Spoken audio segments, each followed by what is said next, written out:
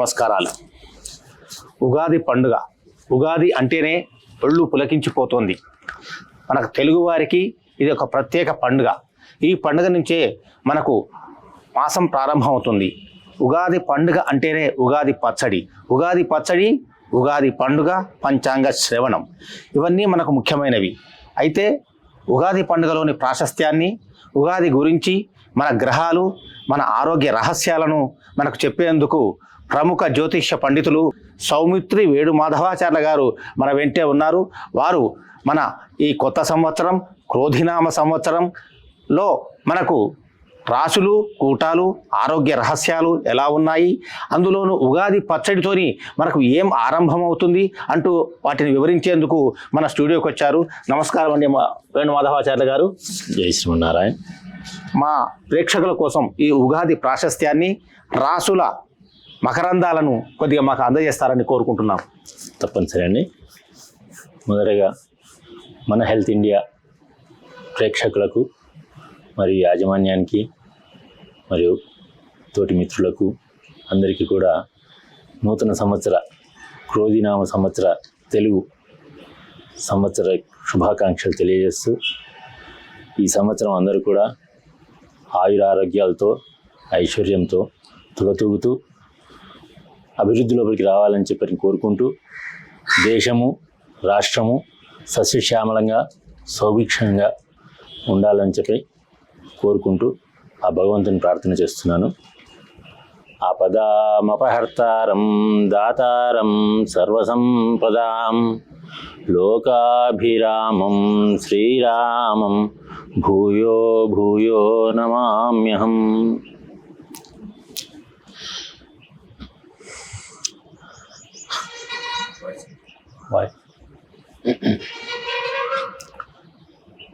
క్రోధినామ సంవత్సరం, మన ఇప్పుడు వచ్చేటువంటి సంవత్సరం పేరు క్రోధినామ సంవత్సరం.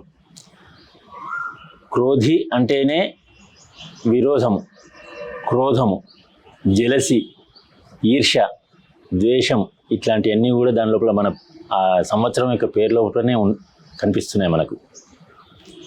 దానికి తోడుగా ఈ సంవత్సరము ఉగాది ప్రారంభోత్సవం కావడమే మంగళవారం నాడు ప్రారంభోత్సవం అవుతుంది. మంగళవారం అంటేనే కుజుడికి ఆధిపత్యం ఉండేటువంటిది. కుజుడు కూడా యుద్ధాలకు, వైషమ్యాలకు ఒక రకంగా మారుపేరులాగా ఉంటాడు. సైన్యాధ్యక్షుడు, అటువంటి వాడు రాజవుతున్నాడు ఈ సంవత్సరం. అసలు ఉగాది అంటే ఏంటో మనకు ఫస్ట్ ముందు నిర్వచనం చేసుకుంటే మిగతా విషయాలు తెలుసుకోవచ్చు. యుగ అంటే ద్వయము అని చెప్పని ఒక పేరు. ద్వయం అంటే ఏంటిది? ఉత్తరాయణము, దక్షిణాయనము కలిపితే యుగ, ద్వయం అయిపోయినాయి. ఈ రెండిటికి యొక్క ప్రారంభోత్సవ సమయాన్ని ఉగాది అని చెప్పని అన్నారు.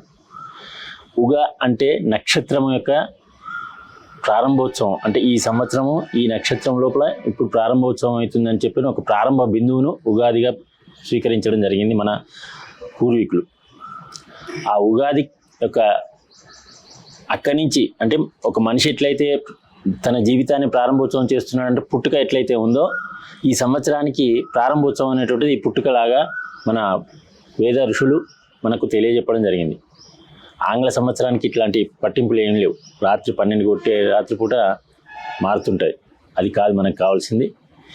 ఈ ఉగాది అనేటువంటిది అమావాస్య తెల్లారి పాడ్యమి నాడు సూర్యోదయానికి ఏదైతే తిథి ప్రథమ పాడ్యమి అనేటువంటిది ఎప్పుడైతే ప్రారంభోత్సవం అవుతుందో అప్పుడు ఈ ఉగాది అనేటువంటి ఆ రోజు నాడు నిర్వహించుకోవడం జరుగుతుంది.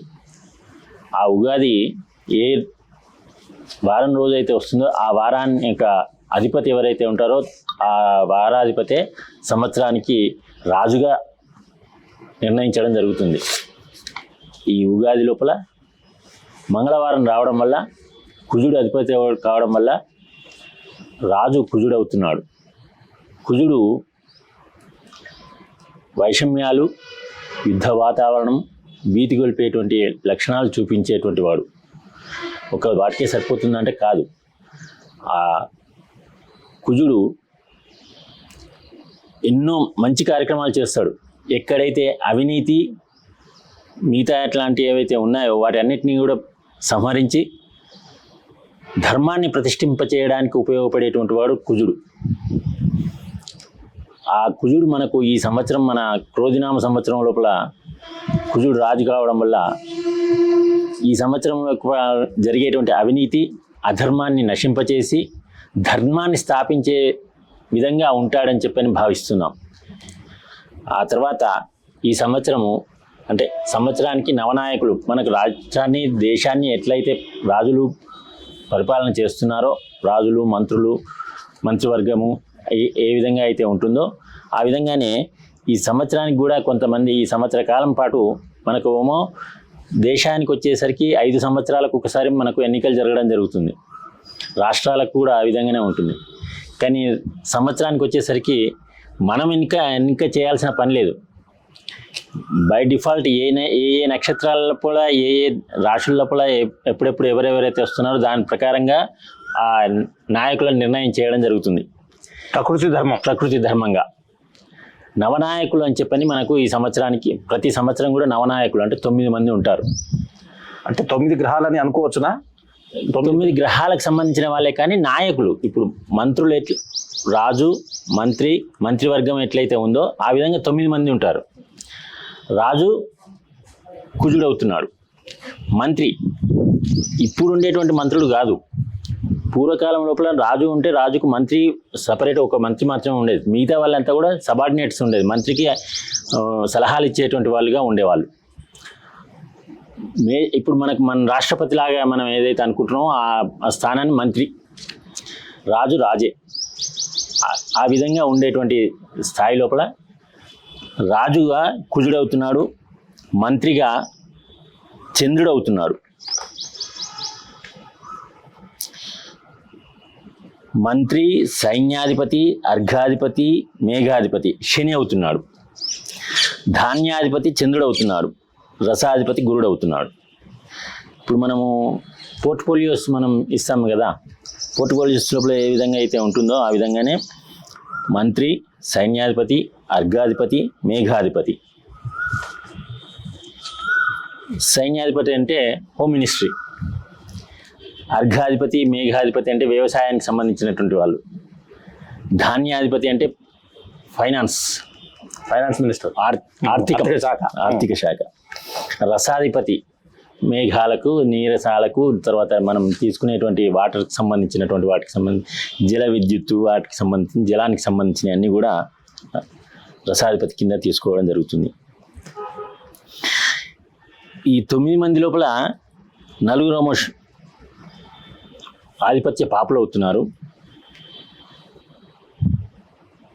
2 ఆధిపత్య శుభులు అవుతున్నారు. ఇంకొక 3 తటస్థమైనటువంటి స్థితి లోపల ఉండేటువంటి వాళ్ళు అవుతున్నారు. అయితే ముఖ్యంగా ఈ క్రోధినామ సంవత్సరంలో మన దేశ పరిస్థితులు ఎలా ఉండబోతున్నాయి? ముఖ్యంగా ఆహార ధాన్యాలు, రాజకీయము, ఈ విందులు వినోదాలు, అంతేకాకుండా ఈ వర్షపాతము, వ్యవసాయం ఎలా ఉండబోతుంది, పారిశ్రామికంగా ఎలా అభివృద్ధి చెందబోతున్నాము అనే విషయాలపైన కొద్దిగా మీరు విశ్లేషిస్తే మరింత బాగుంటుంది. తప్పనిసరి అండి. ఇవన్నిటికీ మూల కారణం మంత్రివర్గం ఏ విధంగా అయితే ఉంటుందో వాళ్ళ యొక్క డిసిషన్స్ ప్రకారంగానే ఇవన్నీ కూడా నడుస్తుంటాయి.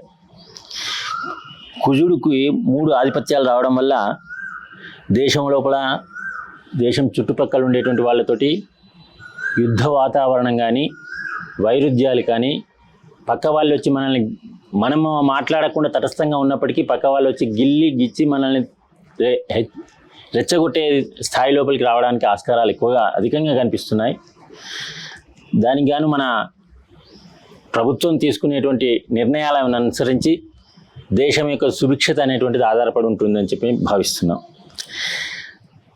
ముఖ్యంగా కేంద్ర రాష్ట్ర ప్రభుత్వాలకు కూడా సత్సంబంధాలు నెలకొల్పడం కొంచెం చాలా కష్టంగా ఉంటుంది. వీరన్నది వారు కాదంటారు, వారన్నది వీరు కాదంటారు. అంటే ప్రతి చోట కూడా విభేదాత్మకమైనటువంటి పరిస్థితులే అవపడుతున్నాయి.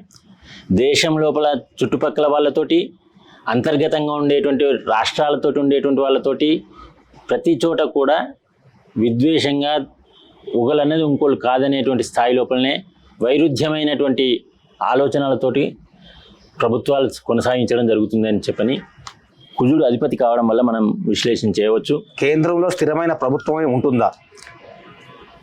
కుజుడికి రాజు కాబట్టి తప్పనిసరిగా ఒక బలమైనటువంటి ప్రభుత్వం ఎన్నుకోబడుతుంది. అది నీతిని, న్యాయాన్ని, ధర్మాన్ని స్థాపించేటువంటి వాళ్ళుగా ఉంటారు అని చెప్పని కుజుడు మనకు తెలియజేస్తున్నాడు. శని సైన్యాధిపతి అవుతున్నాడు.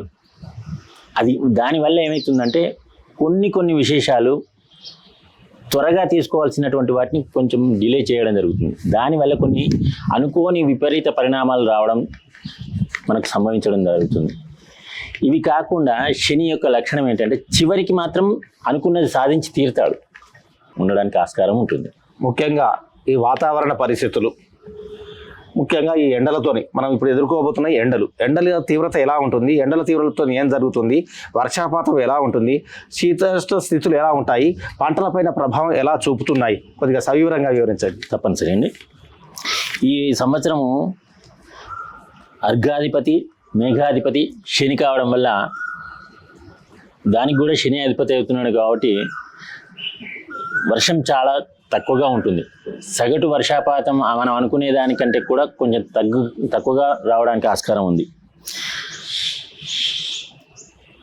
అయితే కొన్ని ప్రాంతాలలో అతివృష్టి లేదా కొన్ని ప్రాంతాలలో అనావృష్టి అనేటువంటిది హెచ్చుగా కనిపిస్తుంది. తర్వాత రాష్ట్రం లోపల, దేశం లోపల ఉండేటువంటి ఈ అగ్ని ప్రమాదాలు కూడా ఎక్కువగా సంభవించడానికి ఆస్కారాలు ఉన్నాయి. కొంచెం మనం తగినటువంటి జాగ్రత్తలు తీసుకొని, ప్రభుత్వాలు చొరవ తీసుకొని దానికి ముందుగా ఈ అగ్ని ప్రమాదాలు జరగకుండా ఉండడానికి మనం తీసుకోవాల్సినటువంటి చర్యలు ముందే కనుక తీసుకున్నట్లయితే చాలా వాటిని నివారించవచ్చు. మిర్చి కానీ, పొగాకు ఇలాంటివి ఏవైతే ఉన్నాయో ఇవి ఎక్కువగా పండడానికి ఆస్కారం ఉంది. ఉల్లిగడ్డ కానీ, పొగాకు, మిర్చి, పత్తి ఇట్లాంటివన్నీ కూడా బాగా రావడానికి ఆస్కారం ఉంది.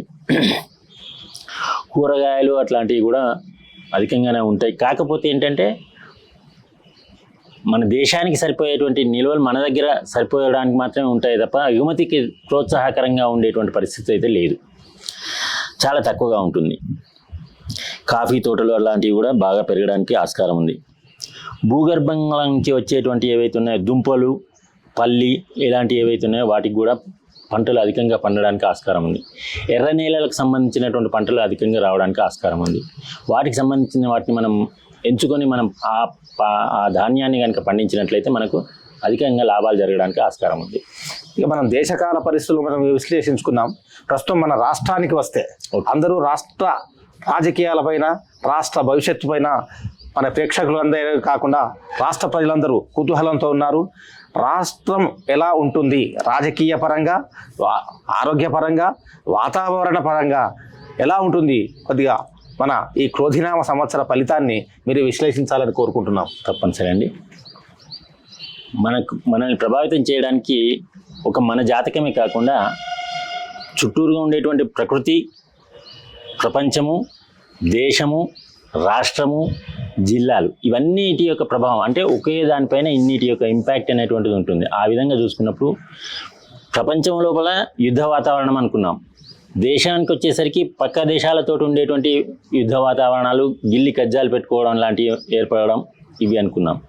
అంతర్గతంగా దేశం లోపల ఉండేటువంటి అంతర్గతంగా ఉండేటువంటి రాష్ట్రాలతో వచ్చేసరికి వాళ్ళకు సఖ్యత కనుక ఉండేది ఉంటే చాలా అభివృద్ధి పథం లోపల నడిపించవచ్చు. కానీ ఈరోజు ఉండేటువంటి నాయకులు కావచ్చు, రాబోయేటువంటి తరం లోపల జరిగేటువంటి పరిణామాలు కావచ్చు, తప్పనిసరిగా ఇద్దరికి వైరుధ్యాలు ఏర్పడడానికి ఆస్కారం ఉంది.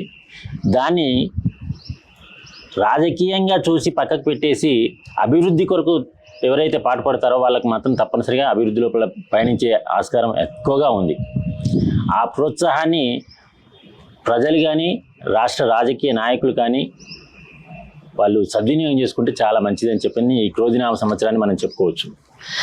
దానికి తోడు రాష్ట్రం లోపల ఉపద్రవాలు కూడా ఏర్పడడానికి ఆస్కారం ఉంది. రాజకీయ కోణం లోపల కూడా ఉపద్రవాలు ఏర్పడడానికి ఆస్కారం ఉంది. ఒకరినొకరు నిందించుకోవడం కాకుండా ఆరోగ్య పరిస్థితుల రీత్యా కూడా కొన్ని ఇబ్బందులు రావడానికి ఆస్కారాలు ఉన్నాయి.